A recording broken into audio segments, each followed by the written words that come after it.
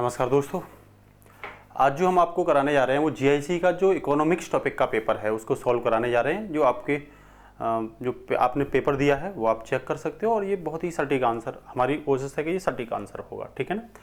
तो इकोनॉमिक्स के पेपर में पहला जो क्वेश्चन था वो ये है, बजटीय घाटों के संबंध में निम्न में से कौन सा एक सुमेलित नहीं है। बस सुमेलित, हम जब एग्जाम सॉल्व करते हैं तो इस बात पर ज़्यादा ध्यान रखते हैं, हाँ पूछा है या ना पूछा है। पहला कह रहा है बजट घाटा कुल आगत व्यय, दूसरा कह रहा है राजस्व घाटा कुल आगत व्यय कुल राजस्व आगम माइनस का कुल राजस्व व्यय, तीसरा कह रहा है वो प्राथमिक घाटा राजकोषीय घाटा प्लस ब्याज भुगतान, और फोर्थ ऑप्शन कह रहा है इसमें राजकोषीय घाटा बराबर बजटीय घाटा प्लस ऋण तथा अन्य देनदारियां। तो इसमें से ए बी सी तो सही है, इसमें ए बी और डी ये ठीक है, सी ठीक नहीं होगा। तो इसका आंसर जो होगा वो सी होगा, ठीक है ना।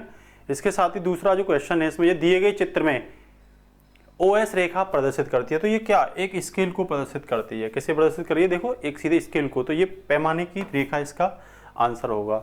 नेक्स्ट है इसमें, उपभोक्ता व्यवहार के को व्यक्त अधिमान की सिद्धांत निम्न में से कौन सी एक मान्यता नहीं है। तो विवेकशीलता इसकी मान्यता है, सकर्मकता इसकी मान्यता है और संगतता इसकी मान्यता है। सी इसकी मान्यता नहीं, एकदिष्टता इसकी मान्यता नहीं है। इसके साथ ही जो 44 है वो है अपस्फीति। अपस्फीति मुद्रास्फीति के विपरीत स्थिति है। यदि अपस्फीति होती तब क्या होता, रोजगार में वृद्धि होती, रोजगार अप्रभावित होता, बेरोजगारी में वृद्धि होती, या निर्यात तथा आयात में वृद्धि होती। तो ध्यान रखना, जब अपस्फीति जैसी कंडीशन होती है तो उस समय जो अनएम्प्लॉयमेंट है वो बढ़ता हुआ चला जाता है, ठीक है ना। नेक्स्ट है, समृद्धि को सक्षम बनाने हेतु आर्थिक सर्वेक्षण 2020-21 ने निम्न प्रकार की राजकोषीय आवश्यकताओं पर जोर दिया है। छतपूर्वक, प्रतिचक्रीय, ठोस और क्रियाशीलता।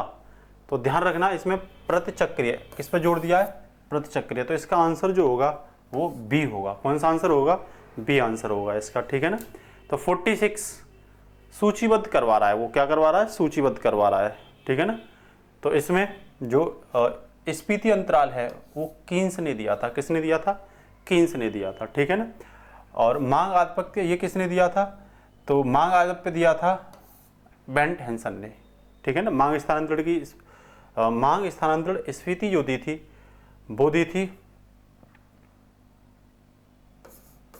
चार्ल्स शुल्ज ने, और मूल्य भाव स्थिति दी थी, मूल्य भाव स्थिति ये दी है एक्ले ने, ठीक है ना। तो इसका आंसर क्या हो जाएगा, इस आधार पर इसका आंसर ए हो जाएगा, ठीक है। इसके साथ 47 बोल रहा है, एशिया में सर्वप्रथम निर्यात प्रोसेसिंग क्षेत्र कहाँ स्थापित किया गया है, EPZ, ठीक है ना। तो ये कांडला इसका आंसर होगा, क्या होगा, कांडला। भारत के जनांकीय दृष्टिकोण से निम्न में से किस वर्ष को महान विभाजक वर्ष मनाया जाता है। तो इसका आंसर वर्ष 1921 को हम महान विभाजक वर्ष के रूप में क्या करते हैं, सेलिब्रेट करते हैं, ठीक है ना। इसके साथ ही नेक्स्ट है, एक उपभोक्ता वस्तु X की अपेक्षा वस्तु Y की अधिक मात्रा तभी खरीदेगा जब केवल क्या होगा, बी आंसर होगा इसका, ठीक है ना। तो इसे याद रखना। नेक्स्ट कह रहा है, रविवार को छोड़कर सप्ताह के शेष दिनों में, रविवार को छोड़कर सप्ताह के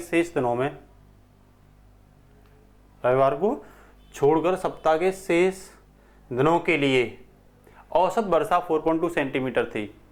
रविवार को अत्यधिक वर्षा होने के कारण पूरे सप्ताह का औसत बढ़कर 7 सेंटीमीटर हो गया, ठीक है ना। रविवार को कितनी वर्षा हुई, तो ध्यान रखना, इसे जब आप सॉल्व करोगे तो इसका आंसर जो होगा वो 23.8 सेंटीमीटर होगा, ठीक है ना। फ्रीडमैन की मुद्रा के प्रमाण सिद्धांत के पुनः प्रतिपादन के संदर्भ में निम्न में से कौन सा कथन सत्य है। तो इसमें केवल एक सही है, बाद बाकी ठीक नहीं है, ठीक है ना। तो इसका आंसर ए होगा, ठीक है। 52 की बात करें तो सूची फर्स्ट और सूची सेकंड के साथ सुमेलित कीजिए एवं सूची के नीचे स्थित कूट को सही उत्तर का चयन करिए, ठीक है ना। तो पहला कह रहा है वो मार्शल, दूसरा पेगू, रॉबर्टसन और कीन्स, और सामने इनके क्या दे रखे हैं, फॉर्मूले दे रखे हैं। तो ध्यान रखना, जो इसका आंसर होगा वो बी होगा, क्या होगा, बी। मतलब ए का 4 होगा मार्शल, ठीक है ना, बी का 3 होगा, ठीक है, और सी का फर्स्ट होगा और कीन्स, एन बराबर पी के होगा, ठीक है ना। तो इसका अब आगे जो देखें तो 53 कह रहा है गणनावाचक उपयोगिता सिद्धांत मुद्रा की सीमांत उपयोगिता इसमें क्या रहती है, स्थिर बनी रहती है, ठीक है ना। तो आय बचत और उपभोक्ता व्यवहार का सिद्धांत, आय बचत और उपभोक्ता व्यवहार का सिद्धांत पुस्तक निम्न में से किसके द्वारा लिखित है। तो कह रहा है जेएम कीन्स के द्वारा, कह रहा है मिल्टन फ्रीडमैन, एसीपी या जेम्स ड्यूजेनबरी। तो इसका आंसर जो होगा वो जेम्स ड्यूजेनबरी होगा, ठीक है ना।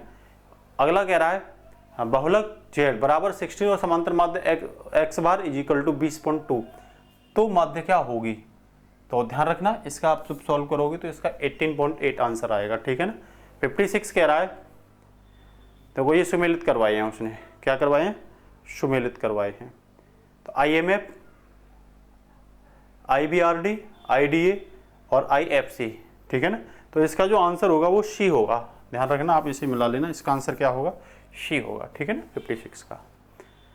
57 में बोल रहा है वो सार्वजनिक ऋण को इस प्रकार से वर्गीकृत कर सकते हैं। तो कैसे कर सकते हैं, तो इसका आंसर ए सभी होंगे इसमें, आंतरिक एवं बाह्य ऋण द्वारा, उत्पादक एवं उत्पादक ऋण द्वारा, विशिष्ट एवं भेदमूलक ऋण द्वारा और शोध एवं अशोध ऋण द्वारा, ठीक है ना।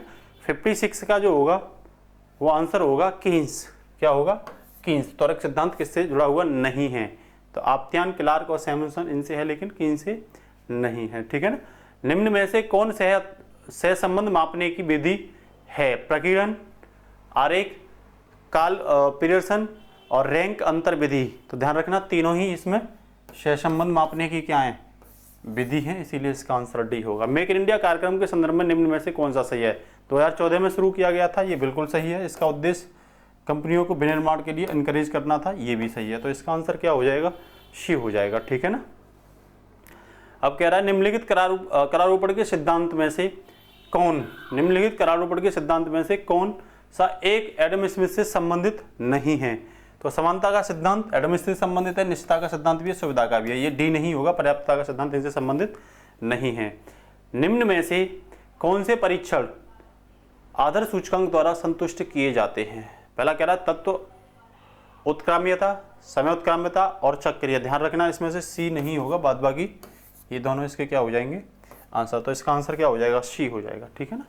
तीसरा इसमें नहीं होगा चक्रीय, तो केवल एक और दो इसके क्या हो जाएंगे आंसर हो जाएंगे। कह रहा निम्न में से कौन सा सुमेलित नहीं है। तो पीएम आशा ये 2018 में आई थी, पीएम किसान 2019 में आई थी और पीएम संपदा जी 2016 में नहीं आई थी, ये लगभग 2017 में आई थी। तो इसका जो आंसर होगा वो यही होगा, ठीक है ना, सी।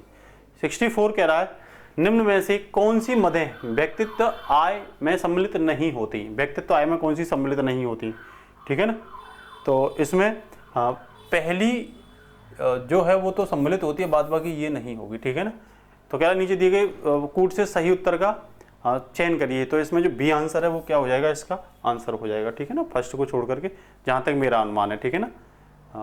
और इसे कह सकते हो कि इसका आंसर थोड़ा चेंज भी हो सकता है, लेकिन जहाँ तक हम बता रहे हैं वो यही हो।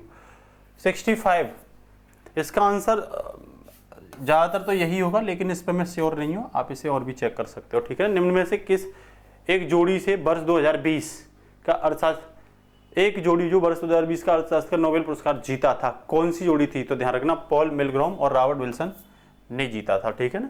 निम्न में से कौन से चर करों के विवर्तन पर प्रभाव डालते हैं। तो कह रहा है वो मांग तथा आपूर्ति, समय, कर का क्षेत्र, उत्पत्ति के नियम। तो इसमें से जो इसे हटा देना, कर के क्षेत्र को, बाद बाकी नहीं, इसमें सभी हो जाएंगे, क्या हो जाएंगे, सभी हो जाएंगे, ये भी होगा इसका आंसर, ठीक है। इसमें सभी इसके आंसर होंगे, ठीक है ना। 68 कह रहा है निम्न में से किसने अपने व्यापार चक्र मॉडल की प्राथमिक और द्वितीय लहरों का समावेश किया।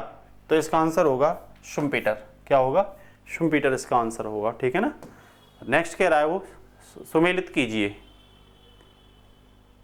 सुमेलित कीजिए वास्तविक, शेष प्रभाव, संपदा प्रभाव, मुद्रा का परिमाण एवं एक सिद्धांत और मुद्रा तथा कीमतों का सिद्धांत। तो जिसका आंसर होगा वो सी होगा, ठीक है ना।